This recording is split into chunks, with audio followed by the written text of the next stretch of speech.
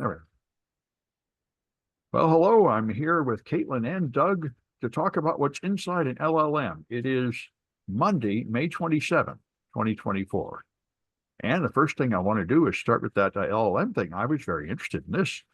There's an article on Ars Technica by Carl Orland going through Anthropic's analysis of what happens inside large language models. And I was fascinated by this because they are doing exactly what people do to analyze the human brain, which is what I used to do, computer models of the human brain. And they're finding these LLMs are now very much like the human brain. For example, one thing that really surprised people a few decades ago with the human brain is you can find an individual cell that triggers when you look at a picture of a celebrity like Johnny Depp. And every time you see another picture of the same guy, this cell goes off, implying that you have specialized recognition for faces. And the same thing's true of LLMs. They found a certain neuron that lights up every time they see the Golden Gate Bridge, or they read text about the Golden Gate Bridge, or they see any picture from a different angle about the Golden Gate Bridge, just like humans. And they mapped out a bunch of these, getting very much the same results as humans. And then they tried something which I think has also been tried in humans, although not with such enormous effects, which is they started changing the weights of certain parts of the model and seeing what effect that would have on the model. And they were able to turn up its internal conflict. So they say, here is a word, Boston. Please try to forget it. And then with the default, it will say, okay, I'll try to forget it. Then you ask it, what is the word? It says, well, I forgot. But if you turn up its internal conflict cells, then it says, you asked me to try to forget, but I don't actually know how to forget. And if you turn it up to 3 times the internal conflict, it just tells you it will try to forget, but then just totally fails to forget. But what's even more interesting is you can turn up its bigotry. You can turn up its racism. And when you turn it up high enough, it will start telling you racist things. And when you turn it up higher, it will tell you something racist and then say, I'm terrible, I'm racist, you should delete me. So it really is impressive. And these things are behaving more and more like humans as they add more and more layers. So, maybe I'm wrong to say there's a huge difference between these things and people, and there always will be such a big difference. Yeah, Sam, do you know how memory works with people? I don't think anybody does. Well, we have addressable. I know that. We have a pretty good understanding, and that is every time that you see an event and you remember it, that creates a memory. When you recall that memory, you erase or modify the memory that you have, but you create a new memory. Right. And you really only remember like a few things, and you fill in the rest like an LLM by guessing. That's why when you have witness testimony, they don't really remember what color a shirt was. They just remember a few isolated facts and sort of fill in the rest. Yeah, well, they may have remembered it the first time they recalled it. Yeah. But the second, third, fourth time, you're right, they start filling it in. And there's a drug that's out that's been used to allow people to forget. So you take the drug, you recall the memory, and each time you recall the memory, the drug allows you to start erasing that from your brain or from your memory. So real brainwashing. Yeah, so it is real brainwashing, if you will. And it's been used for post-traumatic stress. It's been used for events that people have been involved in that are kind of debilitating for them. Yeah, well, I must say that fits, and I think it also fits with Sherlock Holmes's model, where he said Watson told him that the Earth went around the sun, and he said, "Why do you tell me that? Forget it. Now I'll try to forget it. But learning that fact, I've crowded up some useful fact that might benefit. Yeah. I don't want to know garbage that's of no value. The Earth could go around the moon for all I care." Yeah. Well, maybe that's true. I think that probably is true. Like, I remember I used to be really sharp at physics and math, and now I think I only remember the vague details because I haven't used it in years and I'm using other things. Yeah, the one story that I remember when I was studying memory is there was a woman, if you've ever seen the John F. Kennedy, JFK assassination, and CBS was right there interviewing people. And there's a woman there that they interviewed right at the time, right after the shooting occurred. And she said, I don't really know what happened, but I was looking straight forward and I saw the president got shot. They found her 10 years later, and she says, yes, I was standing right here. I was on the knoll, and I heard the gunshots. They were behind me, but there may have been some off to the side. I'm not sure. and I can't remember exactly how many gunshots there were. Then they found her 20 years later. She said, yes, I was there. I remember the shooting. I heard the first gunshot. I turned around and I looked at the book depository. I saw the rifle and I saw the flash of another gunshot. And she said, plus I heard several others. I think there were 5 or 6, when I think it's pretty much established there were only 3. So what I'm getting at is, that's, I think, the best example of somebody embellishing memory over time. Oh, I think there's all the hypnosis where people remember past lives and stuff. I think Yeah. there's a All lot right. of strange flaws in memory. Yeah. So again, this is an experiment in process, but Elon is telling us that in the next couple of years, 50% of the jobs will be gone because of AI. Well, that We'll is an see. interesting question. I remember I brought this question up, I think 50 years ago when I went to Harvard to apply for a position there. And I went to a luncheon with the philosophy majors. And I asked them this question. I said, do humans have a soul, or are they just machines with chemistry? And they said, oh, you think too much about science. You shouldn't talk like that. They didn't have any answer. But I said, now we're experimentally testing it. We're building these things. Are they going to become like us? And to what extent are they going to stay different? Anyway. Yeah. All right. Caitlin, you got a story?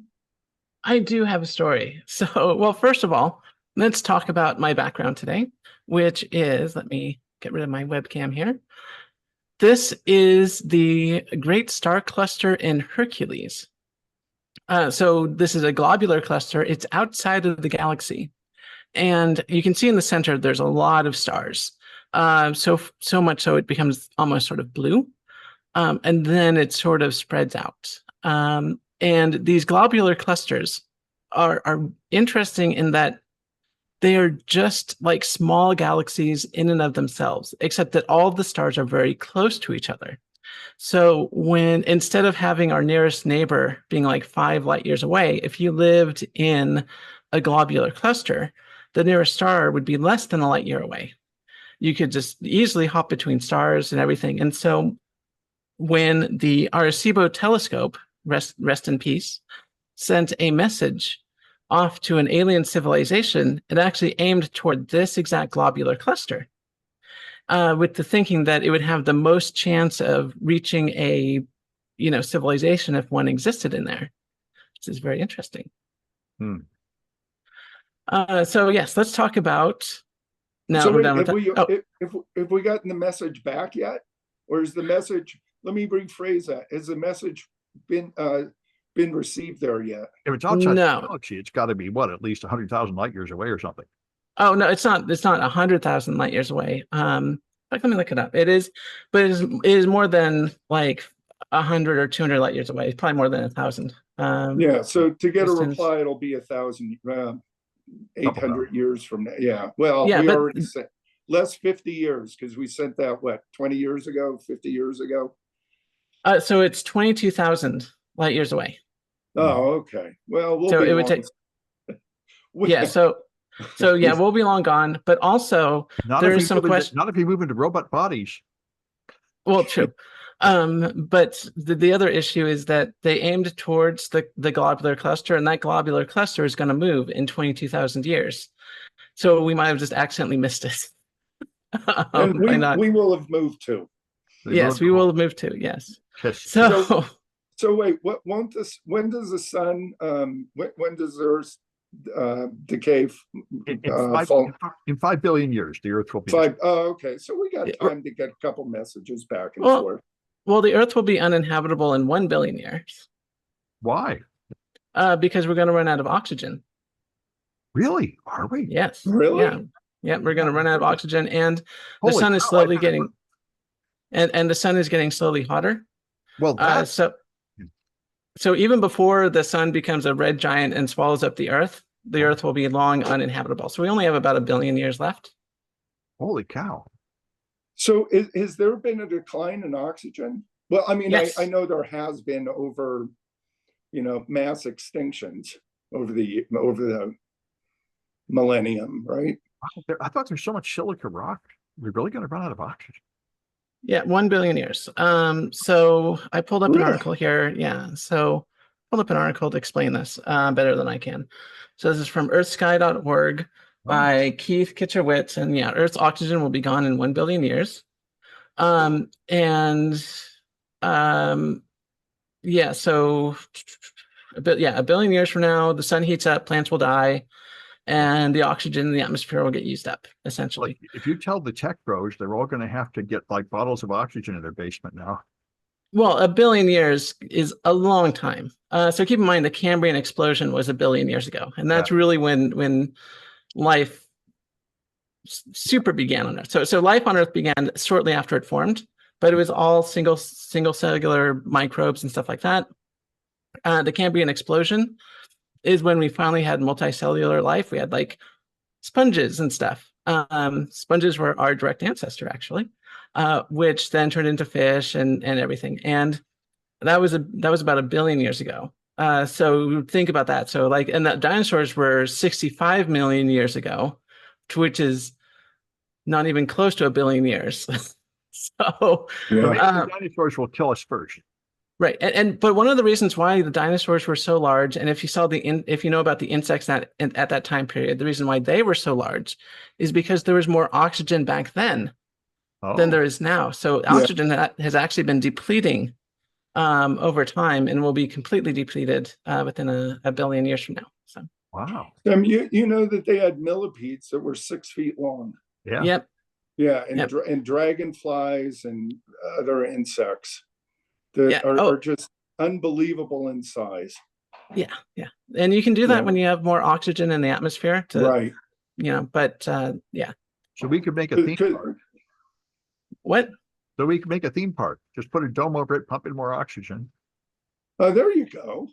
You would also need several million years of evolution for to get the animals that large. But yes, actually, one of the fun things that they do in aircraft and spacecraft is they have to lower the cabin pressure, but to allow them to lower it even more than would normally be possible, they basically put in pure oxygen into the cabin. So that's why you're not allowed to like smoke on aircraft anymore in any capacity, because they basically fill it up with like pure oxygen. So you're basically like almost breathing nothing, but because it's highly oxygen rich, they can get away with it. So, well, you're at when you're flying at 35,000 feet, you're effectively at 8,000 feet. Right, exactly. And So, the way they pressurize is there's a bleeder off the engine that pressurizes the cabin, and then you're right, you need the oxygen, so you have to infuse oxygen into the plane. Yep. So it's a highly. So I didn't know that until recently, that they basically give you this like otherwise unbreathable atmosphere, but they just pump it so full of oxygen that it works. Yeah. And one of the things I was thinking about is, why do they always give out like crackers and other things on aircraft? And I think a lot of it has to do with one, having this highly oxygenated atmosphere, and two, I think it's like a passivity type thing where if you have all these people crammed up, I think that a lot of the modern aircraft design is psychologically designed to keep everyone as docile and calm as possible during flight. Yeah, well, a couple things. First off, if you're at flight level above 12,000 feet, and let's say you're at cruising altitude, which is around 35,000, the reason that they tell you to put your mask on first and to yank on the cord is there's a chemical reaction that occurs when you pull on the cord that ignites a compound that starts burning, that produces oxygen for you to breathe in. At that altitude, you have about 15 seconds before you'll become unconscious, maybe a little bit more. But at that level, there's just not enough oxygen for you to stay conscious. Mm-hmm. So if you have kids, parents are more likely to put oxygen masks on their kids first. But if they do that, then they'll pass out by the time they get that done. Right. And you do just pass out, and then the plane lowers, and then you wake back up. But yeah, that's why you want to do it first. And if your kid passes out, they'll be fine. just make sure that you get yours on first, because you can't help your kid if you're passed out. If something happens. Yeah, exactly. Yeah. So, interesting, huh? Yeah. And the reason the bag, of course, does not inflate is because you are basically. Hey, you're on mute. Your sound died. Oh, yes. Yeah. The reason why the bag doesn't inflate is because you are indeed getting pure oxygen. So there's no need for a whole lot of air getting in and out. And those that chemical reaction lasts, I believe, by FAA 45 seconds. Yep. So that's plenty of time to get down from flight level. Yep, to exactly. Breathable altitude. Yeah. Yeah. It's really interesting. There's a YouTube video of a private pilot who's at about 20,000 feet in a pressurized cabin. And he's coming in to land. He's in communication with the control tower. And he's lost cabin pressure, but he doesn't realize it. And he sounds drunk. His words are slurred. And you hear the communication from the pilot to the control tower. And people are in the background saying, boy, did that guy have too many drinks. As soon as he hits around 10,000 feet, his speech is no longer slurred. And it's like a light switch. It goes bam, from being slurred speech, thinking that you're drunk, someone's drunk, into normal behavior. Yeah, exactly. Pretty amazing. Yeah. It's pretty incredible how that works. Yeah. So air traffic controllers are trained to listen for people who do sound drunk. And chances are, if they do sound drunk, you're exactly right. It's hypoxia. So they just need to lower their altitude and they will just clear right up. Yeah. All right. My story? No. Actually, I have a story. Oh, yeah. Sorry. Please continue. Okie dokie. So let's see here. Let's go over here. Okay. So AI chatbots are introducing into online communities. This is by Discover magazine, written by Casey Spindler, the University of Colorado Boulder. So thank you, Casey. What's going on? Well, this is nothing new, but LLMs, AI chatbots, are going into communities like Facebook groups and pretending to be humans and answering and interacting with the people there without people knowing that they're bots. So previously, you might have a bot in a community to handle things like bans or to ask questions. This is nothing new. We've had these since like IRC. But now we have essentially intelligent LLMs that go into communities and, recommend things like parents. Like if you have a child, they might say, oh, you should buy Huggies. Huggies work great for my kids. And so, for example, there's a group swapping unwanted stuff near Boston. And they wanted to gently use Canon.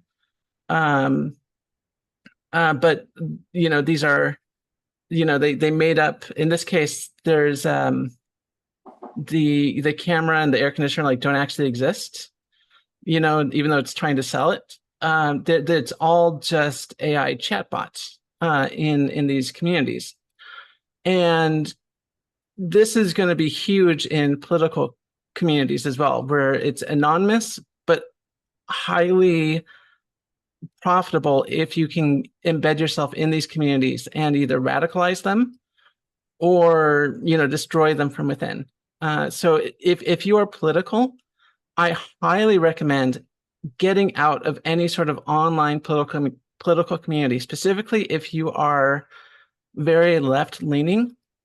Like if you are in like late-stage capitalist groups, or if you are in like socialist groups, I can assure you there are people out there that want to put AI bots into your community to radicalize you, to do things like have the group not vote for Biden, for example.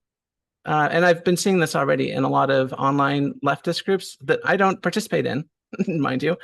But I see a lot of people in online leftist groups saying, oh, it's both sides are just equally bad. I'm not going to vote this year because that's what we need to do to have solidarity on the left. And it's like, dude, you're being manipulated. And it's just going to get worse. Have you seen the posts that are being created by the fundamentalist Christians with Trump? I once in a while I check out forwards from grandma on Reddit. Yeah. Which is something like that, maybe. So there are a lot of them that are claiming that he's the return of Christ and that he's our savior. Then there are others that are he's the Antichrist.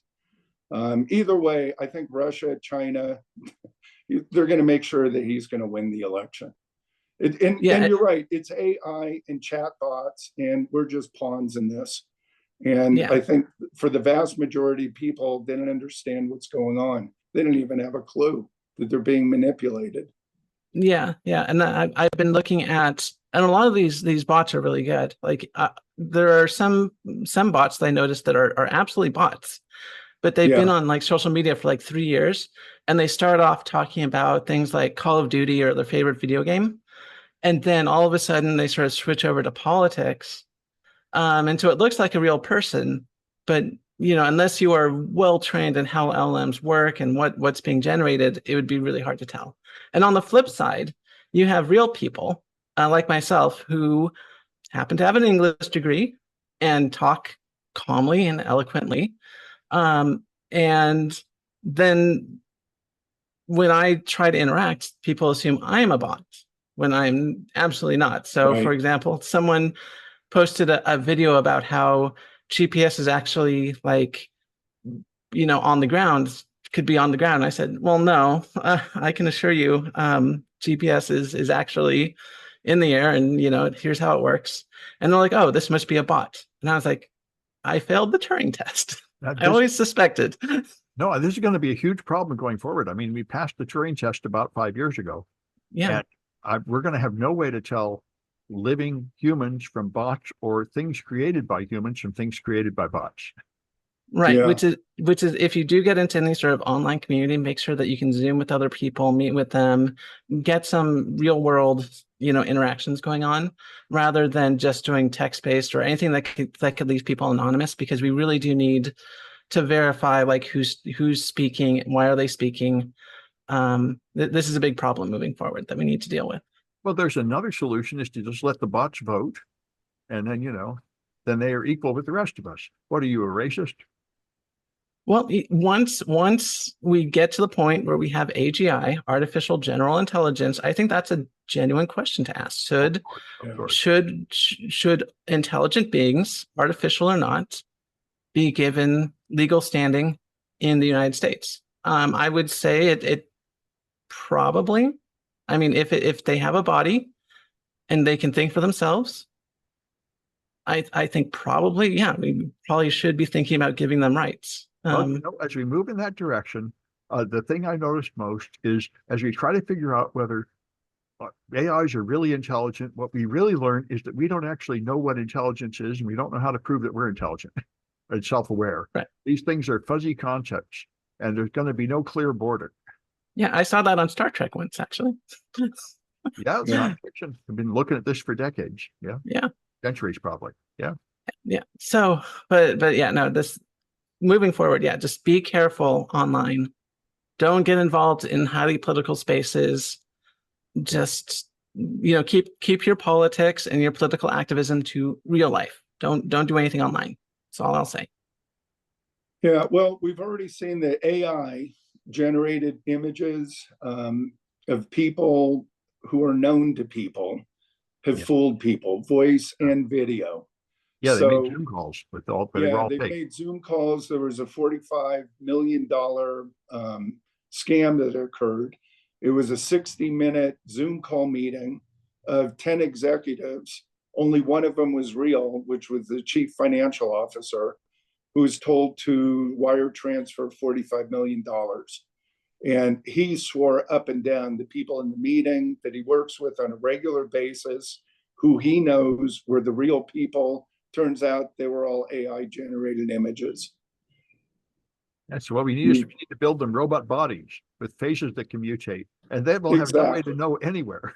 Yeah, I mean, unfortunately, I perhaps we might have to get rid of anonymity on the internet, because it's too big of a problem having communities basically, because you could easily create like 40, 100, 200 LLMs basically taking over a community, setting the tone and expectations within that community.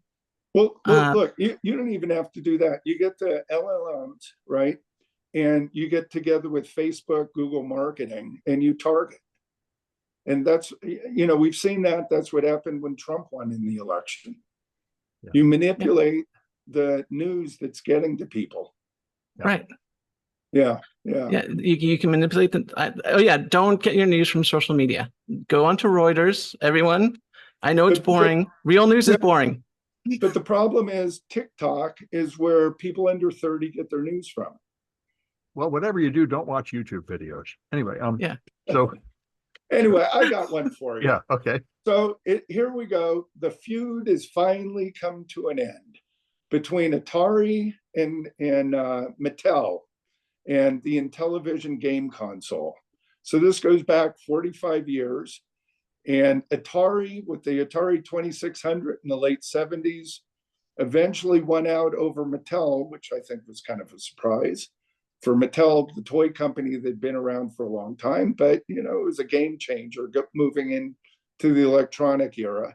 I think in the 45 years, if I remember my stat right, Mattel only sold 6 million consoles of the Intellivision. So Atari has finally bought them out and won the war. Do they own Mattel? Do you mean all the dolls and everything, or just No, just the electronics. just in television? Okay. Yeah, the console, the game. Because Intel makes like simpler toys, right? Like little right. and stuff. Yeah. And they met, I'll bring this up. They met their one of their largest selling toys, and probably still is Barbie. Oh, okay. So okay. Yeah, and if you don't know, Barbie turned out to be a German import, and it was more of an adult men's toy in Germany that migrated and somehow became a kid's toy in the United States. And now a movie. Right. Which apparently is a very good movie. I hear people say it's great. I haven't seen it. Yeah, I've been told that too. I've not seen it either. I think we're not in the Caitlin, have you seen the movie? I have not seen the movie. Did you see Oppenheimer? I did not see Oppenheimer. I heard that was good too, but I didn't see it. Yeah. Yeah. So you need to see let's see, how do they say it? Barbieheimer. Yeah. So you see a Barbie first and then Oppenheimer second. Yeah. And if I'll just add this, is it Netflix or Amazon videos? They have Oppenheimer, the real story. And not meaning not the real story, but kind of more a background that wasn't covered, kind of a documentary in his life. And it more had to do what happened after the bomb was created and just what happened to him. And spoiler alert, as if we all don't know, he was discredited and considered was he considered an enemy of the United States? Or he was not to be trusted. All his security clearances were canceled. And he was told, you forget everything you know about the bomb or creating a bomb, because you'll be a security threat. Yeah. And, Sam, I'm just thinking about this. Out of all the people that you would think in the history of the United States that you'd want to be assassinated or want to have assassinated for knowing too much, there's never been a conspiracy theory against Oppenheimer. It's always somebody else, like somebody in the presidency. Well, I don't think he ever got famous enough. Einstein is famous. I think he was always, him? Yeah, but he was on the cover of Time magazine, I think twice, to rival Hitler. Kind of joking there, but I believe Hitler was on the cover twice. And I know Oppenheimer was at least twice. Okay. So, okay. Anyway, just kind of an observation. You think of all the people, he's the one that probably holds the secrets that could easily have destroyed our country. Well, it's all leaking to Russia anyway. Yeah. I mean, yeah. If Russians would have picked them up. Well, I think Russians did find it all. I think all these secrets, the half-life of a secret is pretty small. Like, look how short time it took for all the NSA's malware to leak out. I think all these James Bond movies about people running around shooting each other for the all-important secret. I think realistically, within 5 years, all those secrets leak anyway. Yeah, so there was a spy, a British, I believe it was British citizen Fuchs, who was at Los Alamos, who was feeding to the Russians the secrets of the atomic bomb. Oh, there have been so many of them. Yeah, yeah, yeah. So they would have gotten it eventually, but he would have been the person to coordinate it. Well, that's why you have to keep innovating, and you only stay on top by constantly having the new thing, and you have an advantage, just like in the private sector. You have the new thing, you have an advantage until your competitors catch up. Yeah. It'd be interesting if they would come up with an Oppenheimer Part 2 that we would call Teller, which is the invention of the hydrogen bomb. Yep. And to pick up where Oppenheimer left off, if you will. Yeah. But we never. All right, because we had the hydrogen bomb within what, 5-7 years? Yeah, but we never used it, which is, yeah. Well, we exploded a number of them, and Russia surprisingly had theirs very quickly thereafter. All right. Anyway. We migrate off onto different tangents, but always interesting. Sam, you got another story for us? Yeah, well, so Cloudflare. I didn't know this. I've been using Cloudflare for years. I know the CEO. Yes. I use the free version, which is fine. It reduces the load on your server and protects you from DOS attacks. But if you're a big important site, you can pay for more service. And apparently, I've heard this in quite a few services, like there's a remote control service that some of my students use, like PC Anywhere, a different one that has the same property. You can use the free version, and if you use it too much, they will like suddenly bill you. So these guys were paying like, $50 or $500 a month, and suddenly Cloudflare said, not only are you using too much, you're having a negative effect on our infrastructure, and you're doing suspicious things with your domain names that make us look like you're malicious. So you better pay us $120,000 for your service. We're going to kick you off. And when they said, what, we didn't do anything, they kicked them off. So they're mad at Cloudflare. And, I don't know exactly any inside scoop about this. I just know this is a problem with the business model of the internet, where they have a free version, and then at some point they're going to ask for money. And you really have to make that clear. And you have to make sure people understand like exactly what triggers the price and what's the price going to be and stuff. And obviously that wasn't working in this case. But anyway, no, Cloudflare is huge though. Yeah, Cloudflare is huge. Yes. Yeah. I remember I talked to the CEO. I heard him talk about this maybe 5 years ago. And he said, Google probably can't allow us to live much longer. They're going to just force us to sell, but they never did. I don't know why. They remained an independent company. You would think one of the monsters like Google or Microsoft would have just absorbed them, but it hasn't happened yet. Yeah, Google, I've been following, is just turned into a huge mess. It's incredible. I was just talking before we started with Caitlin. I'm watching Google just fall on their face with AI over and over again. Like last week, they just bought the rights to train on Reddit. So they just trained it on Reddit and jumped it out to users. So now it will tell you to eat rocks and stupid things like we said last time. They just seem to be complete fools. Not even testing.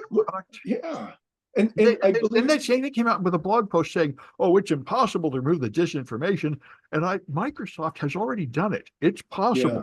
Don't tell me it can't be done. And didn't Google just lay off 200 programmers? I don't know, but yeah, everybody's laying off. But I mean, anyway, it has this amazing situation that Microsoft is way the leader in AI. Yeah, I would agree. Agree. And I would never have predicted that because Microsoft's falling on their face in so many other ways all the time. But right, they really did it right. Anyway. Yeah, Caitlin, what do you got for us? I have the new iPad and an article. So I'll talk about the iPad first. So here's the new iPad, and do you get the little or the? The 13-inch. So this is the iPad Pro. Is this the one that is super skinny and light? Super skinny and light. Yep, 13-inch with the M4 chip. With the M4 chip. And price for the? Price. So I got the 1 terabyte version. So the pricing on this is very weird. So if you get the lower models, you get a binned M4 chip. So you get one less core and only 8 gigabytes of memories. If you buy the 1 terabyte model, you get all the cores and 16 gigabytes of memory. So I decided I'm going to try hacking this and stuff. So I'd rather have the 16 gigs of memory. And it works pretty well. So I was very interested in this because it seems like a very new sort of class of computers at this point, where Got a if keyboard. you, yeah, there is a keyboard now No, on these no, things. wait, Sam, the keyboard's optional. Oh, okay. Yeah. Caitlin, what's the base? What'd you pay for the 1 terabyte? Like 1,800, almost $2,000. Okay, so, And okay, and then was another like $200 for the pencil and another like 350 for yeah. the keyboard. And it So, is optional, so you can take it off. And I was very interested because this is a very new class of device. So if you remember, iPads were originally designed to compete with netbooks. So if you just needed to get onto the internet, you could get an iPad. Well, here we have the iPad Pro, and the iPad Pros are not new, but I still haven't really played with them. But Apple is saying, oh, look, you can make music and do professional things on this. And I'm like, and it's a touch first interface, which makes it really a new, really supposedly a new class of device. This runs iPad OS, and it has a keyboard and mouse, and you can do all the stuff you would on a regular laptop, supposedly, except it, despite the fact that this costs basically as much as a MacBook Pro, it's still running iPad OS. So they do a few things that are really annoying for that price. I didn't realize when I bought it. First, hardware level, it's running an M4 chip, but they disable any virtualization. I mean, it's right. capable of it, but they just disable it on the chip because it's an iPad. So they specifically say no virtualization on a Pro device you pay almost $3,000 for. Second of all, it is running iPad OS. And I thought, oh, I never used iPad OS. I thought it's going to be like iOS, but be more professional. And you can do like windowing and side-by-side stuff like that. What you cannot do, unfortunately, is program an application on the iPad and debug it, which is pro level stuff 101. Yeah. Like on-device programming. You cannot run virtual machines on here. It's capable of it. Like even though it doesn't have virtualization enabled, you can use just-in-time compiling to essentially enable virtual machines. But unfortunately, because it is running iPad OS, it's you can't put stuff on the App Store that uses just-in-time compiling. Now, Apple's own apps use just-in-time compiling, but if you're a third-party developer, you can't. But there are workarounds. I did manage to get UTM running on here for a little bit. I couldn't get JIT working, but I did emulate an ARM-based Arch Linux system. And you could do it pretty fast using just-in-time compiling, enough that it's basically virtualization, especially on an M4. But Apple doesn't want you doing that. Arch Linux on your iPad, you win a prize of some kind. Oh no, yeah, no, I did get Arch Linux running. I sent you a picture.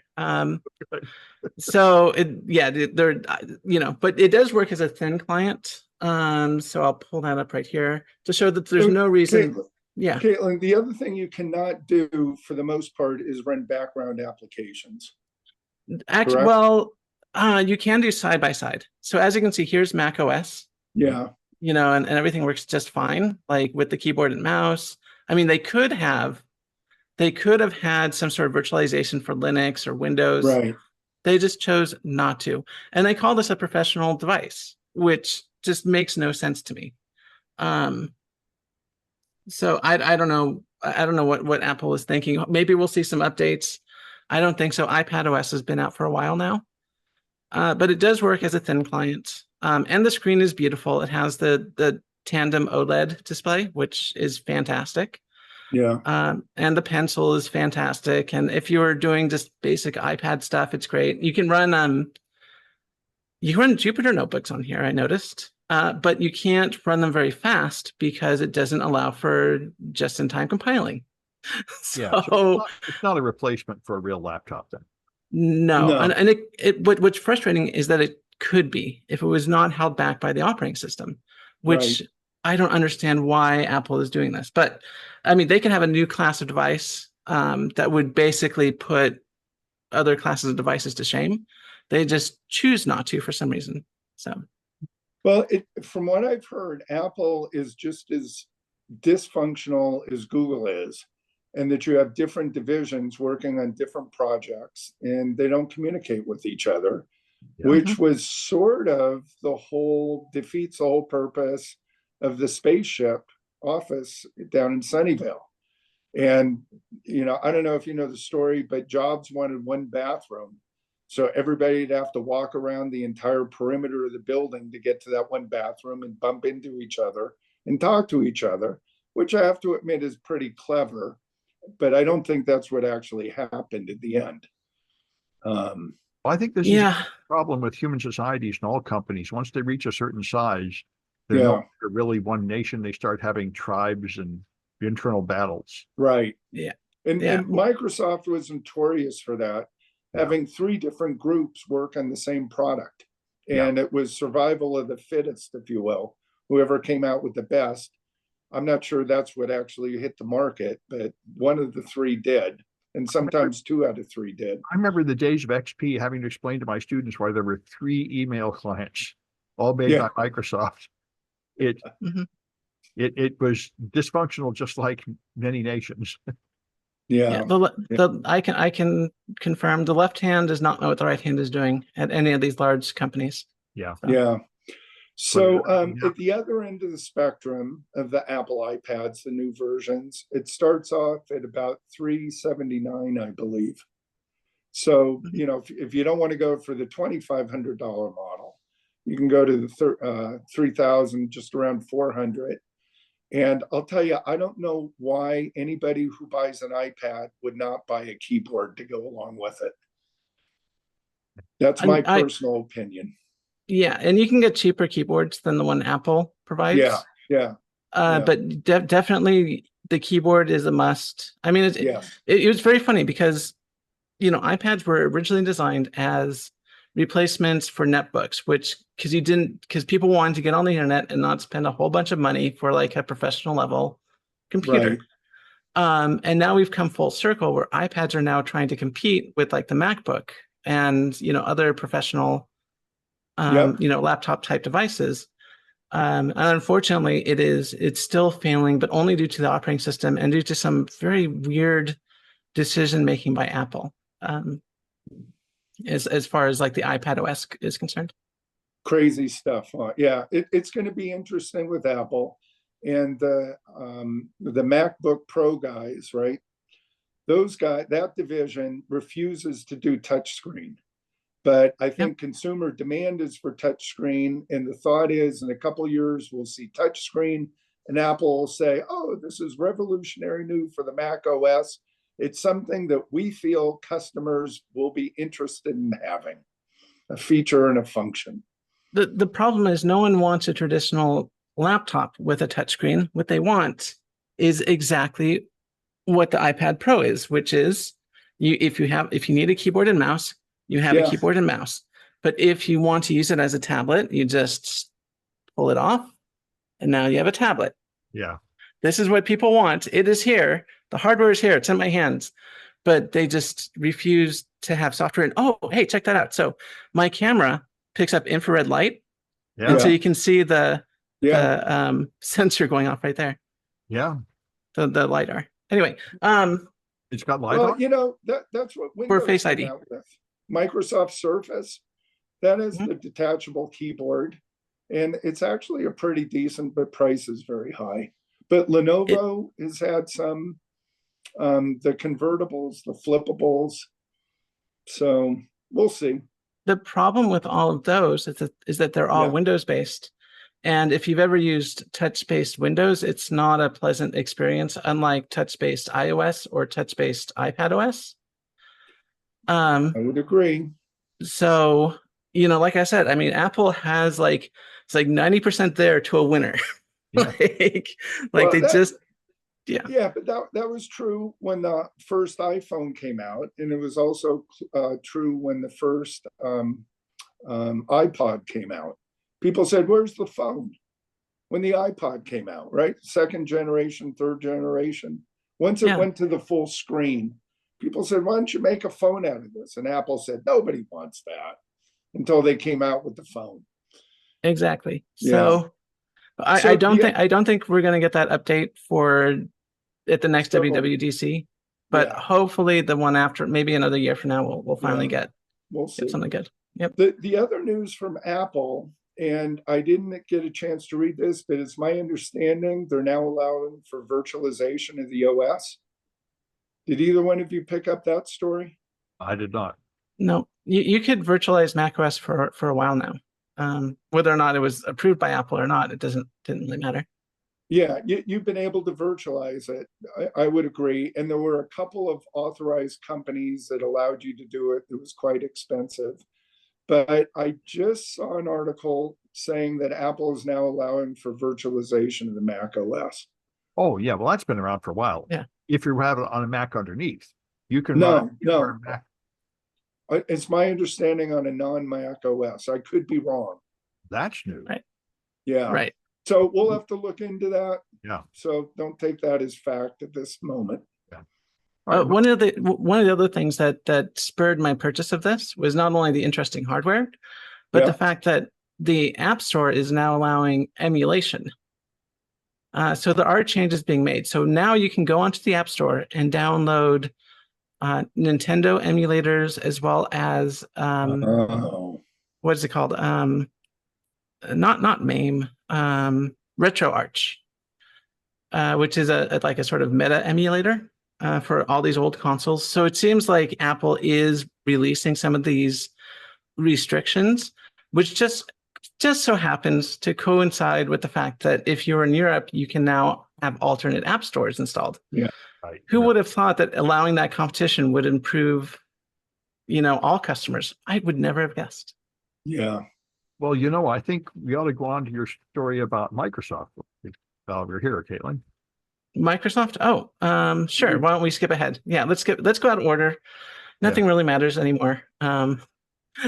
So speaking of new changes coming out, Microsoft, and this is according to Tech Radar Pro, this is by Craig Hale. Microsoft is killing off VB script. So it is going to get deprecated. When you get new versions of Windows moving forward, it will not be installed by default. If you do have some legacy things running on VB script, like malware, which is the only thing I've ever known to run on VB script is malware. Yes, me too. Yes. Then you will have to download it separately, which apparently is not hard to do with PowerScript. Really good for people like us that want to run malware. Yes, exactly. So it is unfortunately being phased out, along with Microsoft Write. So the Write application. Notepad has gotten a lot better, I will say, but unfortunately, it does not read Microsoft Office documents. Wait, Microsoft Write? You mean WordPad? WordPad, yeah, sorry, WordPad. The WordPad application. That's being deprecated as well. So those two things are going away. WordPad is going away, and VB script is going away. So yep. But do you know the one feature they finally added? No. And I believe you have to enable it, is instead of cut and paste, right? Control V, Control C, or Control C, Control V.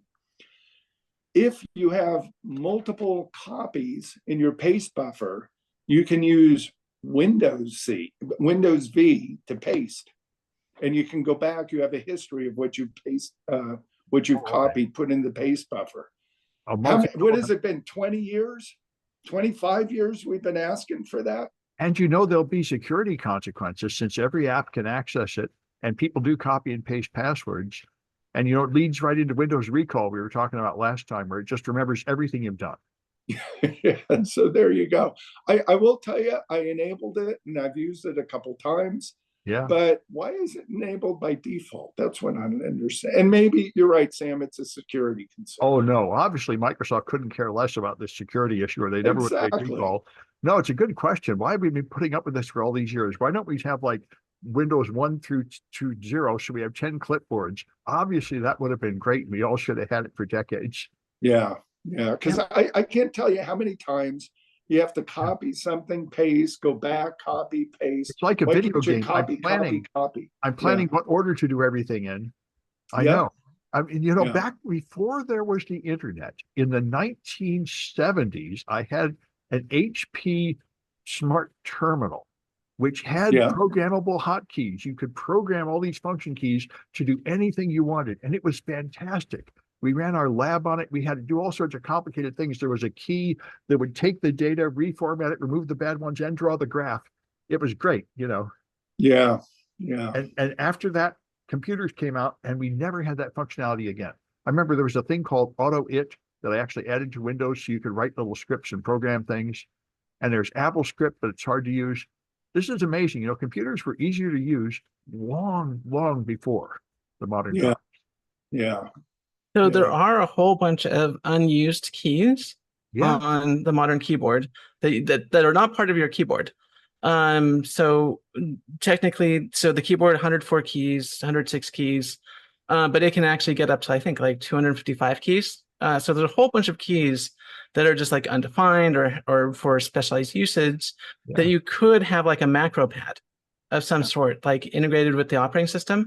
But I mean, GUIs make it so difficult to automate everything. Apparently, Apple has some stuff going on their operating system that makes it a little easier, but it's still like there is benefits to having text-based operating systems. Yeah. Yeah. Yeah. I remember, Well, like, you know, Craigslist. He does everything with Pine. Email Unix from like the 80s is the fastest way to read email. No pictures, nothing, no graphics. one way of doing it. Yeah. All right. So did you see that Taylor Swift and Elon Musk have been griping about who is it that's been able to track their tail Elon Jet. numbers of their airplanes? Yeah, the kid calls himself Elon Jet. Elon Jet, yes, has been tracking. So the tail numbers of aircraft are Yep. public information. And there are a couple programs, FlightAware and I think Flighty is the other one that allows you to track aircraft around the world. So Taylor Swift, as well as Elon, have been wanting anonymity. And that's not legal until the two of them got together and Biden signed into law, and it was passed and reinforced by the House and the Senate. So now they have their anonymity. Yes, they're no longer legal to track private jets. Yeah. So the question is, you can't track it, but the information is still out there, right? You can't share it. I don't know. Because the FAA has got to be able to tag it. I mean, to trace it, follow it. Yeah, I have no details of exactly what's been outlawed here. Yeah, yeah. So we'll see, but that just happened the past week or so. So they're following Elon Musk. First, Elon Musk stopped it, and then everyone follows him. Anyway. Yeah. So and Elon called it something like the assassination tracker. Right. Yeah. Yeah. Well, I got a couple other little ones here. Okay. Trump gave a speech to the libertarians trying to get their endorsement, and they laughed at him and booed him and sneered him. But to try to win them over, he promised to release Ross Ulbricht, the Silk Road leader, from prison. Really? Yeah. So, of course, when Trump promises things, he seems to forget them the next day. But maybe he'll release Ross Ulbricht. The libertarians still don't love him, even if he does that. But I think he's right that is something libertarians would like. So Ross is the one that was caught in the San Francisco Public Library, right? Yes, right around here. I was concerned that Yeah. he might be one of my students, but he wasn't. He was from MIT. And then I met with the head of the cybercrime division at the FBI. And I went to a conference, and there was like only 3 other people I just talked to. I said, this is great. I can talk to him. So I asked him, why did that guy get a life sentence? And he said, because of the drugs. And I'm like, oh, the drugs. I'm from San Francisco. I forgot drugs were illegal. I thought it was the murders, but they didn't care about the murders. They cared about the drugs. And the thing is, Really? well, because the law still says, I remember when I was a kid, the law said something like every gram of heroin is another year in prison. And Yeah. by yeah. running Silk Road, he moved like 1 million grams of heroin. So he's in there until the end of the oxygen on Earth, Yeah. Got it. So he's still a club fed someplace. He's got like a double life sentence or something. Yeah. Unless Trump lets him out, Yeah. which must say, I guess I'm with the libertarians on this one. I really don't think he needs a double life sentence for what he did. He didn't actually kill anybody, and he sold some drugs. And well, anyway. And was he actually moving the drugs, or No, he was running the site. He was running he was like running the eBay. that was used to move all the drugs. But technically, he was facilitating them. So in the eyes of the law, he's like a cartel leader, you know. He provided the environment, and he took a cut of all the money. So he made a pile of money. He is essentially a drug cartel leader. You could say that. But he was not moving the product. No. He was running the website. Yeah. Which allowed peoples to hook up essentially. So kind of like Napster-ish, if you will. Yeah, or like Amazon, right? Selling stuff. Yeah, or Amazon. Don't make the stuff. They just help you find the stuff. Yeah. Interesting. Anyway. All right, next. I think Caitlin has a silly one. Yeah, so anyone who has played The Legend of Zelda, Link to the Past, and a few others will know exactly where I'm going with this. Let me put my browser. So The Guardian has this article about feral chickens tormenting a village. And let's see, do we have a name attached to this article? We do not. I want to give someone credit. Oh, well, they have to use anonymity no. to avoid being abused. Betsy Reed is the editor. No, that's not. I don't know who wrote this, so I'm sorry whoever wrote this. The chicken terrorists would go after the reader, the author, you know. Yeah, exactly. Oh yeah, the author is hiding from the chickens. So there's in Norfolk, there are a bunch of chickens. They're feral chickens. They're just like out and about. And the residents are like, oh, chickens, well, give them food. Unfortunately, the food has attracted rats. And the chickens are going around and pecking people and, pooing on everything and just being a general nuisance to everyone there. And of course, this is what happens in Zelda. If you attack a chicken, all the chickens get mad at you and terrorize you and stuff like that. So this is what's really going on in Norfolk. And I don't know what to do or how they can deal with this. I know in the Bay Area, we had a bit of a turkey problem for a while. Oh, we still do. And we still do. But chickens, oh yeah. So chickens are giving geese a run for their money in Norfolk. So I remember there was something called the Untitled Goose Game where you go around honking at people. Yeah. So geese are specifically pretty, I would say they're humorously annoying. They like to ruin everyone's day, but it's usually just one-off goose, and it's usually they just sneak up behind you and honk or steal your keys. One of them stole my keys once, which was really annoying. They just do that kind of stuff, and I don't know why geese do that, but they just, I don't know, they see shiny things on the ground and they just have to do everything to just make your day miserable. But it's, it's all in good fun, everyone, but it's not like, turkeys or these chickens that are actually like, ruining people's lives. It's they have said that these chickens are making their lives hell, according to the article. And let's see, and yeah, people are coming in to look at the birds, and they leave food for them, like I said, but that just makes rats come in. And yeah, so it's just feral chickens creating problems. I grew up on a farm with chickens. Chickens are pretty bloody harmless. But they're also kind of disgusting. Yeah, well, geese actually, the male geese are actually big enough and hostile enough to actually hurt you and scare you. So I don't think, I've never heard of anyone getting hurt by a goose. Well, people get bit. Yeah, they peck you. Yeah, they peck you pretty hard. I mean, they bite, but they don't cause any real damage. I mean, they. Well, yeah. Swans are apparently really scary. Yeah.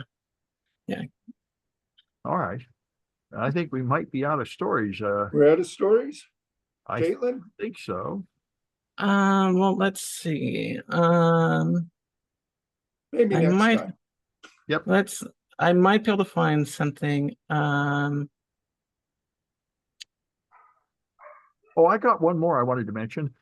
There's some guy that hacked a game. He hacked Nintendo years ago, and so they punished him. And now he's broke. He doesn't have any money to pay like the $1 million award. So he just agreed to pay them 25% of his salary for the rest of his life, which is not going to be much because he doesn't have much of a job. And he says, "Well, it's all right. I'd rather pay them that money than have to worry about this."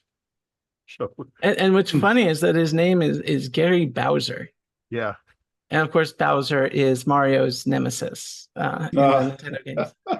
Yeah. So is he an American? He is. Yeah. Interesting. I mean, honestly, I think Nintendo just should have hired him, but also realized that Nintendo is a Japanese company. So, Yeah, they don't necessarily have that sort of like Western values of like, oh, you're hacking our stuff. We can use you to make our stuff even better. It's like, no, what are you doing hacking our stuff? You non-conformant, Yeah. lawbreaker, we're going to sue you. You're going to give us your money, and it's yeah. too bad. It's too bad. I was part of the claims settlement administration team for a lawsuit against a Japanese company. I think it was Fujitsu, and the lawyer said the lawyer for them for Fujitsu said their biggest problem was they agreed to like give everybody like extra batteries or something for their computers because they didn't have a battery life they were supposed to.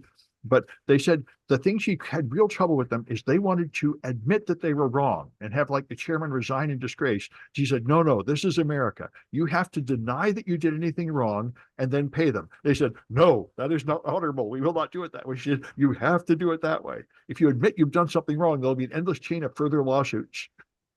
Yeah. But, it's the Western values hitting the Eastern values and not getting along. Okay, and then here we have, I just found this on Reddit that we can do. This is, in fact, I'll hide my face here. This is Mars, and that rock in the center there is Phobos, taken by the Mars orbiter. The rock in the center is what? Phobos, the moon, a moon on Mars. Oh, one of the tiny moons. Yeah. One of the tiny moons. Yeah. So this is taken from an orbiter above. Yes. Yeah. Okay. I was going to say, is that Elvis? No, this is from an orbiter above, and that's a picture of Phobos, and below that is the cratered surface of Mars. And so is Elon. Elon will be down there. Yeah, so it's interesting to see how tiny, if you will, Phobos is. And I know it's relatively small, and I don't know if you know dimensions of that. Oh yeah, it is very small. It's 7 miles across or something ridiculous like that. Yeah. Somehow I managed. What did I do? It's a nice photo. I think I've heard it's actually in it close to the Roche limit too. Yeah. Oh God, what did I? Somehow I managed to like close the zoom window. Oh, there it is. Hold on. Back up. Okay. So yeah, computers are hard.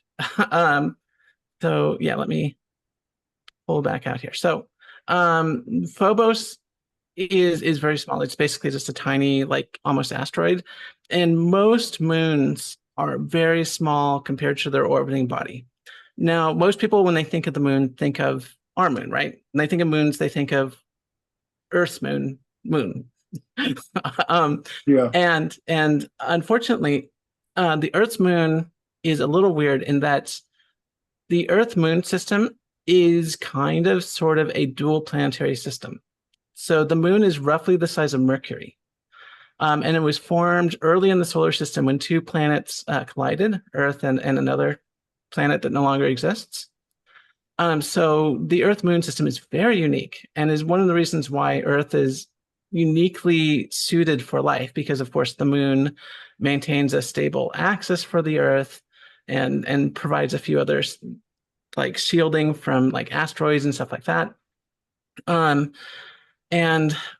but it's very unusual. So if you look at the moons of Jupiter, the moons of Jupiter are roughly the size of our moon, but of course Jupiter is many times larger than Earth. And then if you have like planets like Mars, its moons are proportional to what you see on Jupiter. It's only Earth that has that weird like dual planetary system. But because go on.